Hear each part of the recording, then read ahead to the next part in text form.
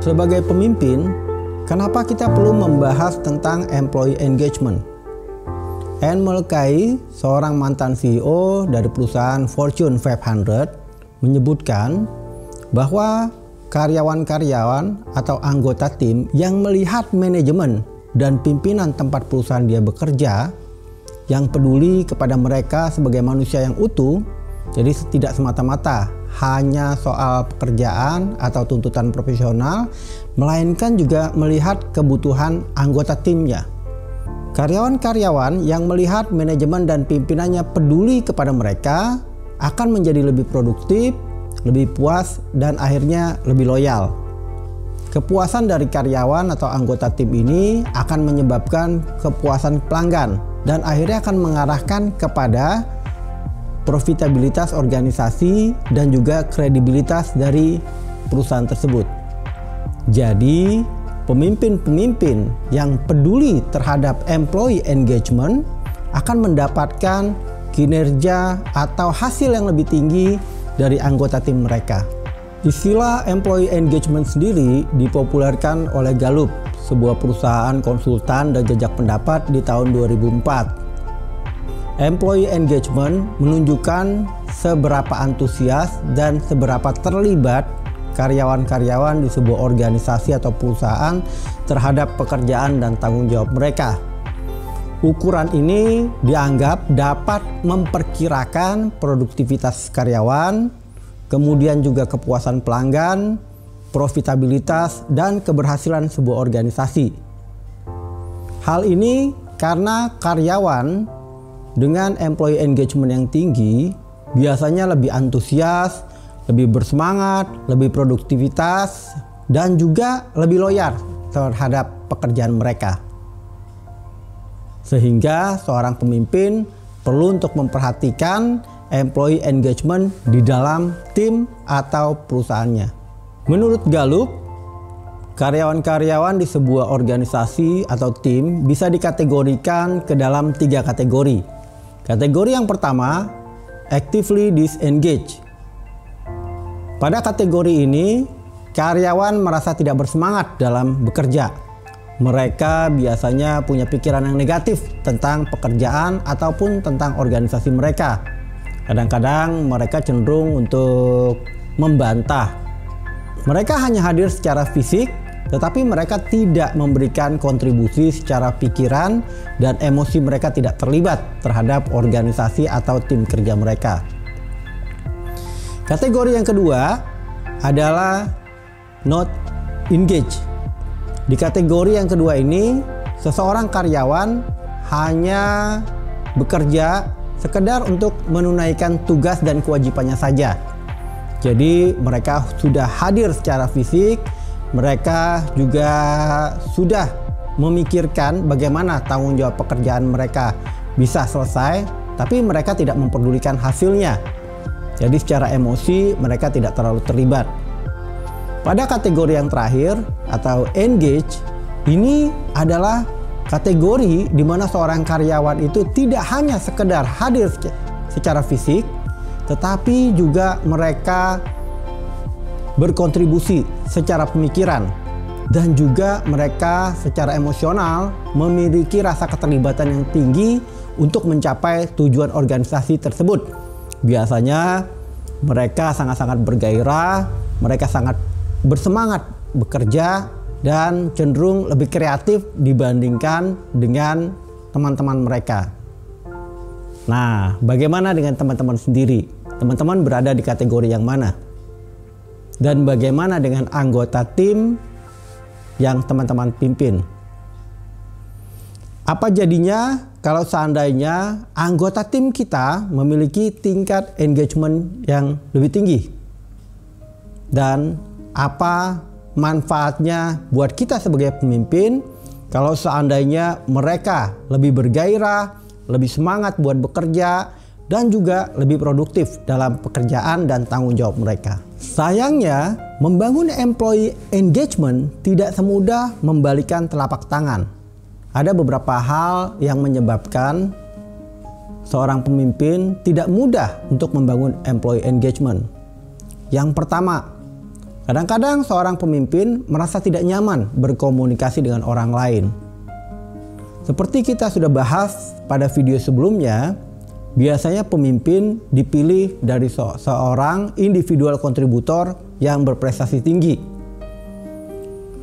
Dalam pekerjaan yang mereka lakukan sebelumnya, belum tentu mereka terlatih untuk mengembangkan people skill mereka. Mungkin mereka dipromosikan karena mereka bisa membuat program yang bagus, mampu mengelola administrasi dengan baik, atau mampu melakukan analisa-analisa yang tajam dan teliti.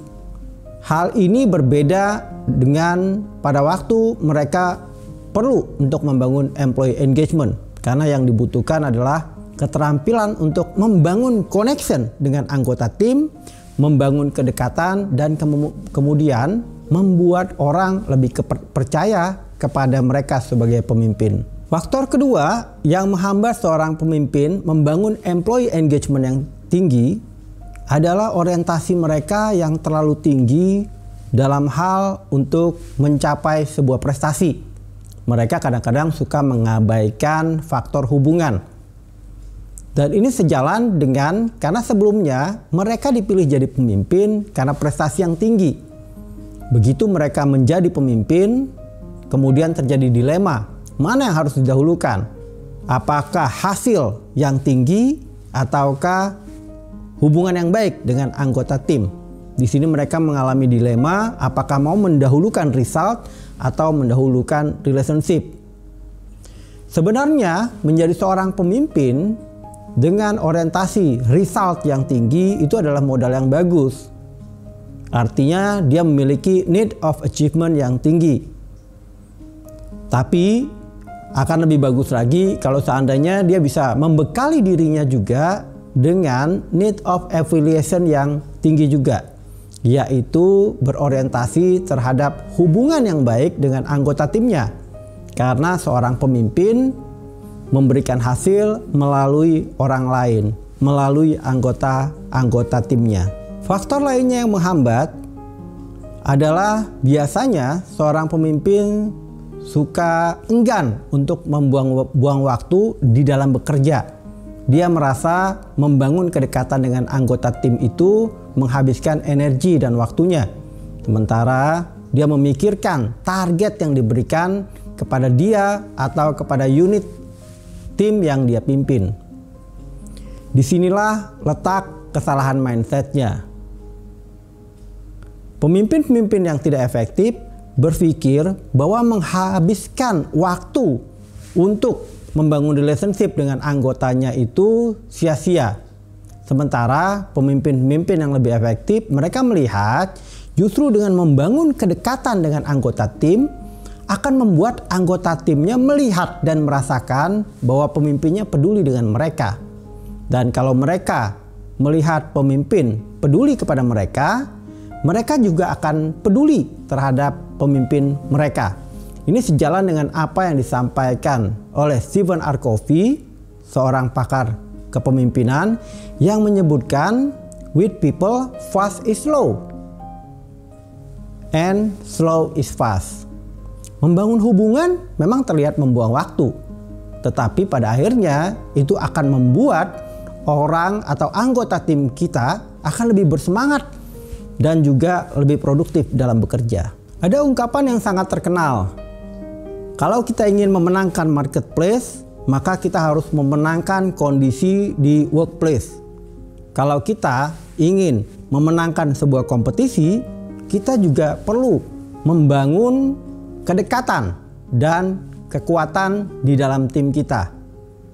Lantas, apa yang bisa kita lakukan sebagai pemimpin untuk meningkatkan antusias dan keterlibatan dari anggota tim? Ada 5 tips sederhana yang bisa kita lakukan untuk meningkatkan tingkat keterlibatan anggota tim kita. Yang pertama, carilah sarana komunikasi yang tepat untuk berkomunikasi dengan mereka. Yang kedua, kenali mereka. Dan yang ketiga, mintalah pendapat, opini, atau saran dari mereka. Yang keempat, tunjukkanlah kepedulian dan respek dari kita untuk mereka. Dan yang terakhir, berikan apresiasi kepada mereka. Mari kita bahas bersama-sama apa yang bisa kita lakukan dengan 5 tips sederhana tersebut. Langkah yang pertama, carilah sarana komunikasi yang tepat. Kita bisa menggunakan jalur formal seperti briefing pagi, briefing mingguan, ataupun email kantor. Kita juga bisa menggunakan saluran informal seperti makan siang bersama anggota tim, ngopi-ngopi cantik, outbound bersama dengan tim. Cara ini akan menciptakan suasana kerja yang santai dan menyenangkan. Cobalah untuk menggunakan platform elektronik yang sesuai dengan tim kita. WhatsApp atau WhatsApp Group, Line, Facebook, LinkedIn. Jangan paksa anggota tim untuk mengikuti platform yang kita gunakan, kecuali kalau itu memang menjadi ketetapan dari perusahaan. Tetapi coba sesuaikanlah dengan platform yang mereka nyaman untuk menggunakan dan mereka suka menggunakan platform tersebut. Langkah yang kedua, kenali anggota tim kita. Ajaklah anggota tim kita berbicara, bahas hal-hal yang umum seperti tinggal di mana, sudah menikah atau belum, apa impian yang ingin dicapainya dalam hidupnya, apa yang dia lakukan untuk mengisi waktu luang atau yang menjadi hobi dia, apa yang membuat dia termotivasi untuk bekerja di perusahaan ini, apa yang ingin dia capai 2-5 tahun ke depan, apa yang dia sukai dan apa yang dia tidak sukai dari pekerjaannya sekarang. Pertanyaan-pertanyaan ini akan membantu kita untuk memahami profil anggota tim kita, value yang dia miliki, serta mindset yang dimilikinya. Informasi ini nantinya akan memudahkan kita untuk melakukan pendelegasian ataupun pada saat nanti kita perlu untuk memotivasi mereka. Langkah yang ketiga, meminta pendapat atau opininya. Kalau anggota tim kita sudah nyaman secara personal, cobalah untuk memahami dirinya secara profesional. Tanyakan hal-hal terkait pekerjaan. Misalnya, apa yang dia sukai dari peran dan tanggung jawabnya saat ini? Apa yang dia tidak sukai? Apa kesulitan yang dihadapinya dalam melaksanakan pekerjaan? Apa bantuan yang diharapkannya dari kita sebagai pimpinan? Bagaimana pendapatnya tentang prospek karirnya dan organisasi ini di masa depan? Atau bisa juga dengan pertanyaan yang lebih dalam lagi. Misalnya, apa yang harus diperbaiki dari tim kita? Kalau dia menjadi leader, langkah-langkah apa yang akan dilakukannya saat ini? Pertanyaan-pertanyaan ini akan membantu kita untuk memahami apa yang dirasakan dan dihadapi oleh anggota tim kita saat bekerja. Pertanyaan itu juga membantu kita memahami apa yang bisa kita lakukan untuk membantunya. Dan pertanyaan itu juga mengembangkan cara berpikirnya, sehingga dia juga bisa melihat dari perspektif yang lebih luas dan juga bisa melihat dari perspektif kita sebagai seorang pemimpin. Langkah yang keempat, tunjukkanlah kepedulian dan respek.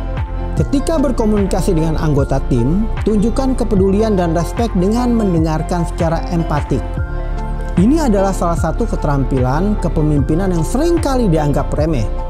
Banyak pemimpin yang terlatih berbicara, namun tidak banyak pemimpin yang terlatih untuk mendengarkan.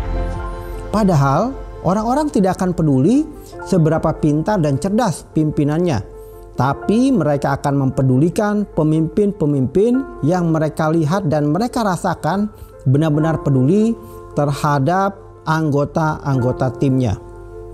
Beberapa hal yang bisa kita lakukan untuk menunjukkan perhatian kita antara lain dengan memberikan update bila ada program pengembangan diri yang bisa diikutinya, mengucapkan selamat ulang tahun untuk hari dan hal-hal penting atau spesial buat mereka. Ingatkan mereka jika bekerja terlalu keras dan lupa menjaga keseimbangan antara kehidupan personal dan profesional. Intinya adalah perlakukan mereka sebaik mungkin agar mereka bisa memperlakukan pelanggan kita sebaik mungkin.